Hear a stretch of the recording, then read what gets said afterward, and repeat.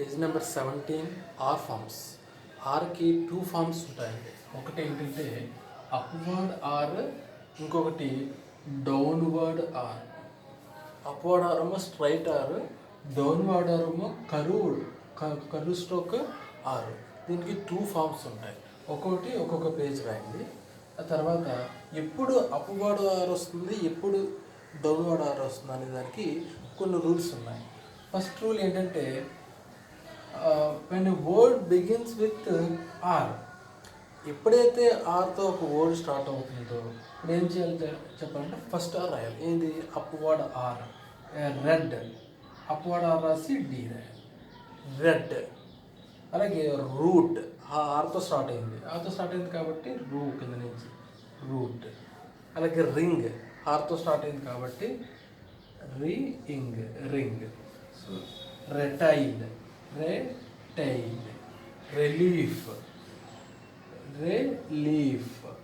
మనం రిలీఫ్ అంటాం, actual pronounce వచ్చి relief, retail.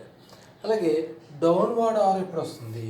when a word begins with ఓవెల్తో బిగిన్ అయితే డౌన్వర్డ్ ఆర్ రాయాలి. ఎయిర్, ఇప్పుడు డౌన్వర్డ్ ఆర్ రాయాలి. ఎప్పుడైతే డౌన్వర్డ్ ఆర్ రాసామో ఇక్కడ ఓవెల్ ఉందని మనకి identification. Air, R. So first place. Ear. So R అనేది మనకి ఫ్రీక్వెంట్గా వచ్చే కాన్సనెంట్. ఒకటి ఏంటి ఫస్ట్ ఆర్, ఇంకొకటి ఎస్. ఈ 2 కాన్సనెంట్స్ మనకి ఫ్రీక్వెంట్గా ఎక్కువ వస్తుంటాయి. సో అందుకని మనకి దీనికి 2 ఫార్మ్స్ పెట్టారు. ఆర్తో బిగిన్ అయితేనేమో అప్వర్డ్ ఆర్, ఓవెల్ ప్లస్ ఆర్తో స్టార్ట్ అయితే అది డౌన్వర్డ్ ఆర్. అలాగే ఎర్లీ, ఆర్మీ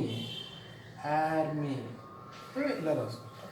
అలాగే కొన్ని షార్ట్ ఫార్మ్స్ కూడా ఉన్నాయి. షార్ట్ ఫార్మ్స్ ఏమో అవర్కి ఓయూఆర్ అవర్, ఎస్ఓయూఆర్ అవర్కి రెండింటికి ఒకటే షార్ట్ ఫామ్. అలాగే అండమో ఎబోదల్ అని రాస్తాం. ఆల్రెడీ మీకు స్టైల్ చెప్పాను. ఇదేమో షుడ్. ఈ స్ట్రోక్స్ ఎప్పుడూ కూడా ఒక స్ట్రోక్లో 1/4 సైజ్ ఉండాలి. ఒక స్ట్రోక్లో 1/4 సైజ్. ఇక్కడ ఇది ఇదేమో షుడ్, అదేమో సో మనం రాసే షుడ్ ఇవన్నీ కూడా ఒక స్ట్రోక్లో 1/4 సైజు ఉండాలి.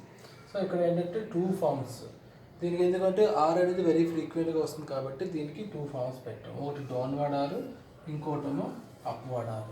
సో అప్వర్డ్ ఆర్ ఈ కేసులో అప్వర్డ్ ఆర్ వస్తుంది. ఓవెల్తో బిగిన్ అయితే, ఓవెల్ ప్లస్ ఆర్ అయితే డౌన్వర్డ్ ఆర్.